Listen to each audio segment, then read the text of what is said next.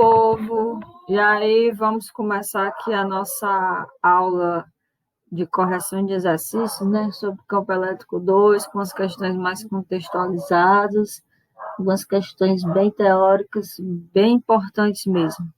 Então, vamos lembrar, né, que em física a gente precisa ter a teoria bem próximo da gente, né, bem em mãos mesmo. Lembrando que a gente tem o nosso canal aí, Fisicando, aprendendo física de maneira direta e simples, pelo menos é isso que a gente tenta, né? E aí vamos começar aqui a correção dessas questões.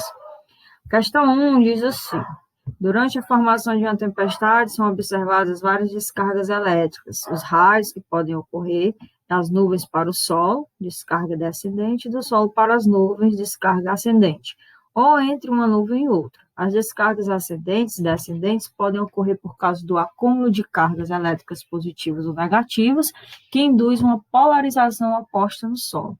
Essas descargas elétricas ocorrem devido ao aumento da intensidade do ou da. Aí é uma questão importante, né? Enem 2016, então, estilo Enem, então a gente vai focar aqui nesses conceitos. Aí eu sugiro que você, quando for estudar, você vá vendo item a item mesmo, tentando pesquisar, né? Então, diz assim, é por conta de quê? Porque o campo magnético da Terra, aumento da intensidade de quê? Do campo magnético da Terra, da corrente elétrica gerada dentro das nuvens, resistividade elétrica do ar entre as nuvens e o Sol, campo elétrico entre as nuvens e a superfície da Terra, força eletromotriz induzida nas cargas acumuladas no Sol. É o item D, vamos ver por quê. A gente coloquei aqui essa animação para a gente entender como ocorrem as descargas elétricas, e aí essas descargas elétricas, elas buscam, realmente existe essa diferença de potencial, né? E aí entre as cargas acumuladas nas nuvens e no solo, e aí acontece essa descarga. Essa descarga acontece por conta do aumento das descargas elétricas, né? Isso faz com que aumente a intensidade do campo elétrico entre o solo e as nuvens. Como a gente está estudando campo elétrico, se você fosse analisar melhor os itens, você já se ligaria que a resposta aí era campo elétrico. Então, fica aí a dica, tá bom? Então, há esse aumento da intensidade do campo elétrico e aí ocorre as descargas elétricas. Beleza? Item D. Vamos para a próxima questão. A próxima questão é uma questão também bem teórica sobre as linhas de campo, né? E vale muito a pena a gente ficar atento para a gente não errar esses detalhezinhos.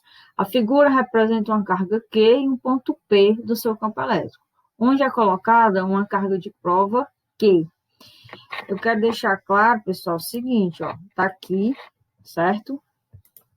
Tá aqui a carga Q e existe um ponto P, tá bom? E aí é colocada uma carga de prova aqui, nesse ponto Q. Então, a gente vai usar como referência esse ponto P aqui, tá bom? Então, analisa as afirmações, observando se elas representam corretamente o ponto de atuação e o sentido do vetor campo elétrico em P e da força que atua sobre Q. Então, tá aí as afirmações. 1, 2, 3, 4, a gente vai analisar cada um. Está dizendo aí que é todas as afirmações. Vamos ver se é. Então, preste atenção. Eu já coloquei aqui, ó, o ponto P. Se a carga for maior do que zero. Se a carga for maior do que zero, vamos analisar a carga aqui. Se ela for maior do que zero, ela é positiva, certo? Se a carga de prova, o Qzinho, for menor do que zero, é porque ela é negativa. Aí está aqui, ela está no ponto P, tá bom? Então, nesse caso aqui, a força elétrica de atração entre elas, sim, ó. Então, vai apontar nesse sentido? Vai. Então, opa, passei retinho, viu? Como essa daqui. Então, a força de atração entre as cargas.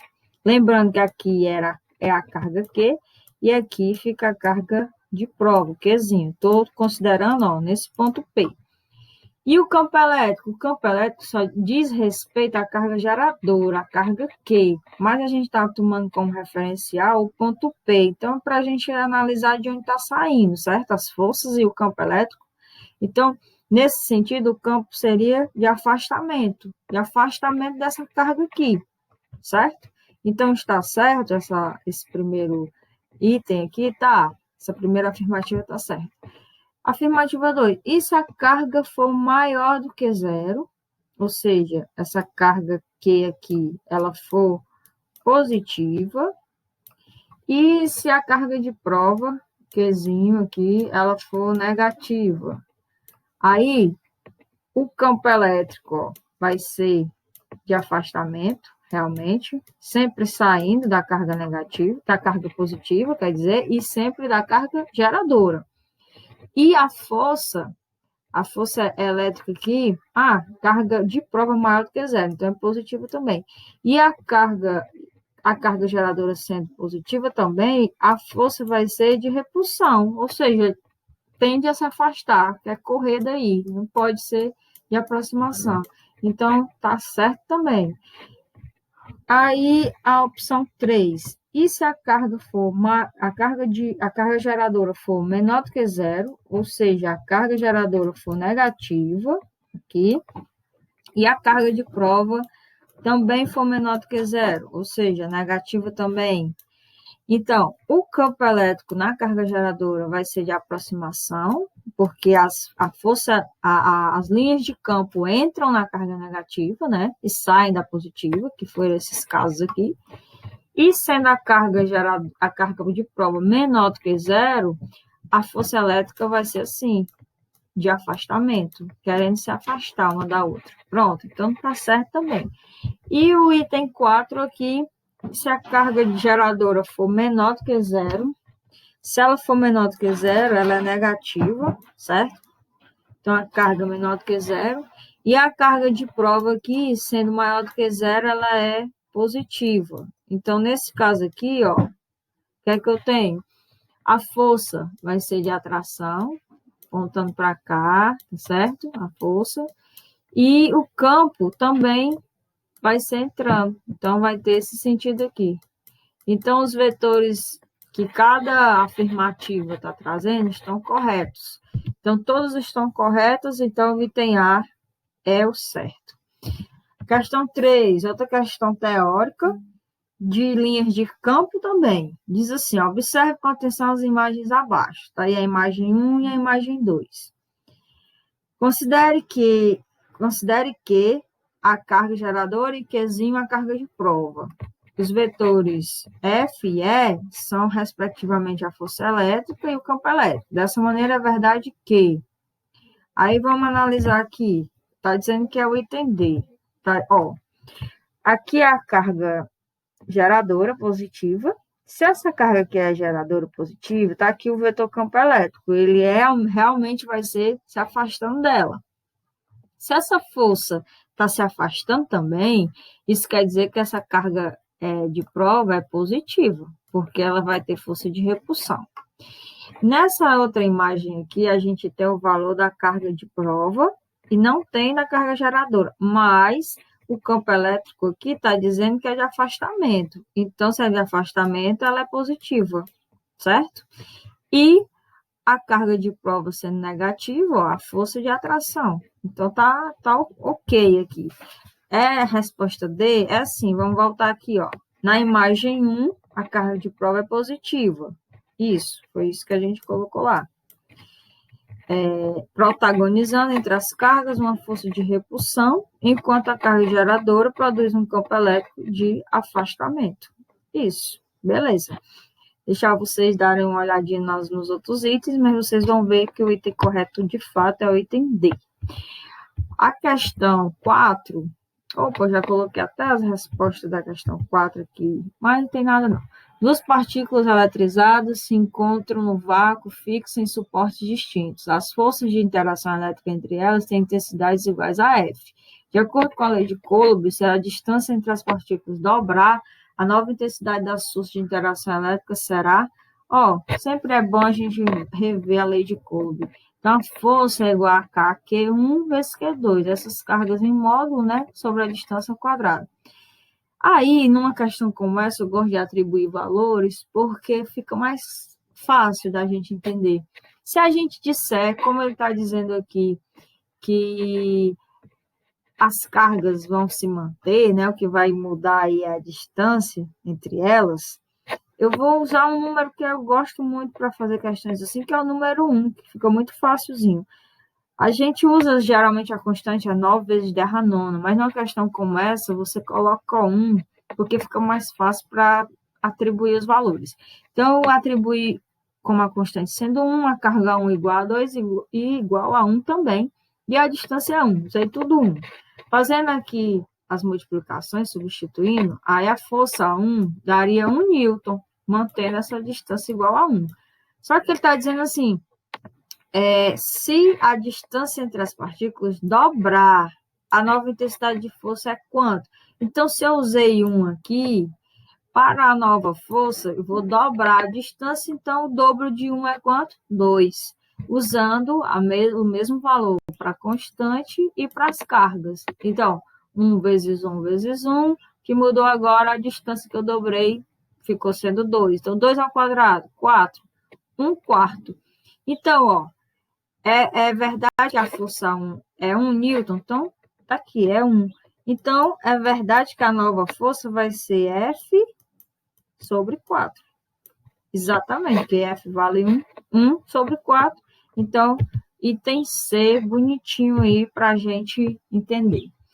A questão 5. Questão 5 é uma questão que a gente olha e pensa que é muito difícil, mas ela é bem legal, bem simples. Ó. Diz assim, uma barra isolante possui 4 encaixes, nos quais são colocadas cargas elétricas de mesmo módulo, sendo as positivas nos encaixes claros, ó, nesses aqui, e as negativas nos encaixes escuros, esse aqui. A certa distância da barra, a direção do campo elétrico está indicada na figura da esquerda.